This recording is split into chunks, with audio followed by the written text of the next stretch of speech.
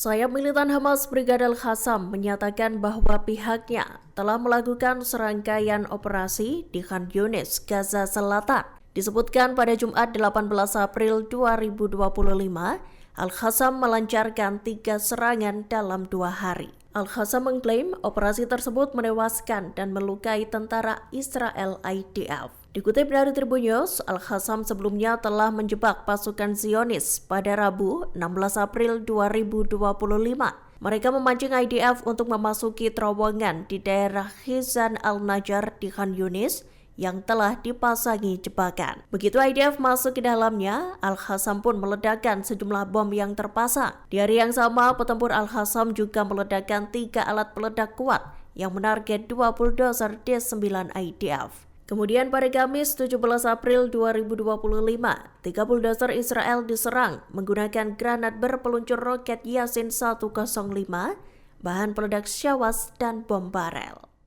Kepala Biro Politik Hamas Khalil Al-Hayya menyatakan bahwa pihaknya siap memulai negosiasi menyeluruh demi mencapai kesepakatan pertukaran tahanan secara penuh. Dalam pernyataannya pada Kamis 17 April 2025, Al-Hayya menyebut kesepakatan itu harus mencakup sejumlah elemen penting. Elemen yang dimaksud adalah penghentian total permusuhan, penarikan penuh pasukan Israel dari jalur Gaza, dan dimulainya proses rekonstruksi wilayah yang hancur. Selain itu, Hamas juga menekankan agar Israel mencabut blokade yang telah berlangsung bertahun-tahun. Dikutip dari Al-Mayadin, Hamas sendiri menyatakan bahwa pihaknya siap membebaskan semua sandera yang ditawan faksi perlawanan. Pembebasan itu sebagai imbalan atas dipulangkannya tahanan Palestina yang saat ini masih berada di penjara-penjara Israel.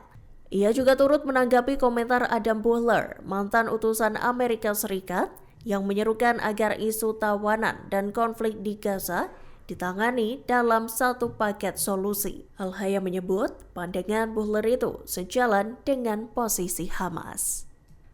Amerika Serikat mengungkapkan kekesalannya terhadap China. Mereka menuduh perusahaan satelit negara tersebut menyediakan citra satelit membantu kelompok militan Houthi Yaman. Tuduhan ini disampaikan oleh juru bicara Departemen Luar Negeri Amerika Serikat, Tammy Bruce, pada Kamis 17 April 2025. Menurutnya, perusahaan Changquang menyediakan citra satelit kepada Houthi untuk menargetkan kapal perang Amerika Serikat dan kapal internasional di Laut Merah. China pun dinilai mengabaikan konsekuensi yang dilayangkan pihaknya. Menurutnya, Beijing selama ini seolah menempatkan diri sebagai pembawa perdamaian global.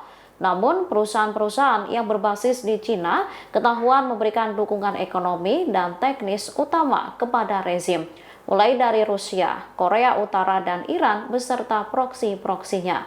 Bruce menilai tindakan China tak dapat diterima. Kekhawatiran terhadap perusahaan Cina itu muncul di tengah meningkatnya perang dagang antara Amerika Serikat dan Cina. Sementara perusahaan Changquang sendiri enggan memberikan respon atas tuduhan Amerika Serikat. Sekretaris Jenderal Hizbullah Naim Qassem memperingatkan Israel agar tidak melanjutkan serangannya ke wilayah Lebanon. Dalam pidato yang disiarkan pada Jumat 18 April 2025 malam, Qassem menegaskan bahwa Hizbullah memiliki berbagai pilihan untuk merespons serangan Zionis. Pihaknya juga akan menentukan waktu yang tepat untuk bertindak jika agresi Israel terus berlanjut. Dikutip dari Anadolu Agency, Qassem mengutuk keras tindakan Israel yang tercatat melakukan lebih dari 2.700 serangan ke Lebanon meski gencatan senjata berlaku. Ia pun menegaskan bahwa Hizbullah selama ini memberi ruang bagi upaya diplomatik untuk meredakan ketegangan. Qassem menekankan bahwa kelompoknya tidak takut terhadap konfrontasi dan siap memberikan respons yang sepadan. Menanggapi isu pelucutan senjata Hizbullah, Qassem menyatakan bahwa seruan tersebut berasal dari satu pihak di Lebanon. Ia menyebut upaya semacam itu sebagai tindakan yang keliru dan menuding bahwa mereka yang mengusulkan pelucutan senjata sedang melayani kepentingan Israel. Houthi Yaman membagikan rekaman detik-detik penembakan pesawat nirawak milik Amerika Serikat. Rekaman tersebut dirilis pada Sabtu 19 April 2025 lewat saluran resmi Houthi. Diketahui, pesawat nirawak MQ-9 Amerika itu ditembak jatuh saat melintas di langit kegubernuran sana. Rudal permukaan ke udara buatan Yaman sukses menjatuhkan drone tersebut dalam sekejap. Diketahui penargetan drone MQ-9 itu dilakukan pada Kamis 18 April 2025 sekira pukul 9:40 malam waktu sana. Pesawat tak berawak itu langsung terjun bebas dan terbakar. Dalam rekaman yang dibagikan, puing-puing pesawat nirawak itu tampak hangus tak bersisa. Api bahkan masih terlihat membakar sejumlah bagian pesawat nirawak itu. Jatuhnya drone tersebut menambah daftar panjang pesawat nirawak Amerika Serikat yang berhasil ditaklukkan Houthi. Sekira 24 pesawat nirawak MQ-9 telah ditembak Houthi di berbagai provinsi di Yaman.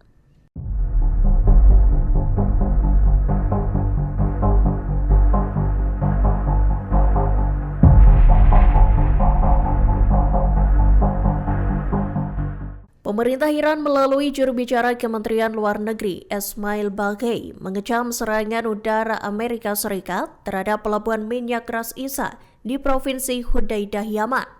Dilaporkan serangan tersebut menewaskan sedikitnya 38 orang.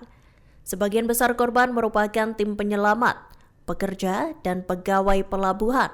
Dikutip dari Pars Today, Baghei menyebut serangan brutal itu sebagai bukti nyata kejahatan perang dan pelanggaran serius terhadap piagam PBB. Dalam pernyataannya pada Jumat 18 April 2025, Baghei menyatakan bahwa Amerika Serikat telah melanggar prinsip dasar hukum internasional.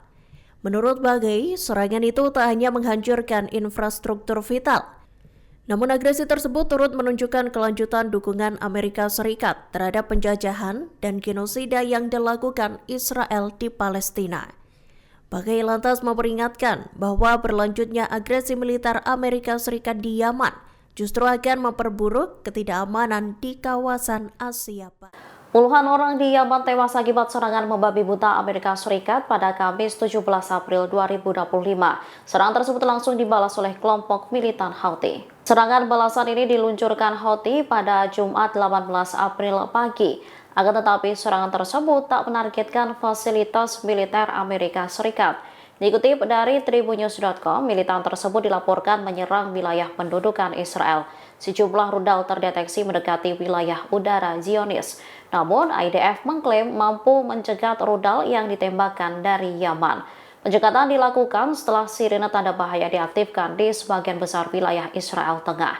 Menurut seorang pakar, serangan balasan Houthi langsung ke Israel ini menjadi bukti lemahnya efektivitas bombardemen Amerika Serikat ke Yaman dalam melemahkan kelompok tersebut.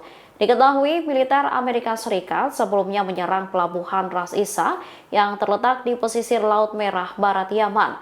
Menurut Komando Pusat Militer Amerika Serikat, pelabuhan Ras Isa menjadi titik strategis untuk pasokan logistik dan dana bagi kelompok Houthi. Api berkobar hebat setelah serangan yang diluncurkan Washington.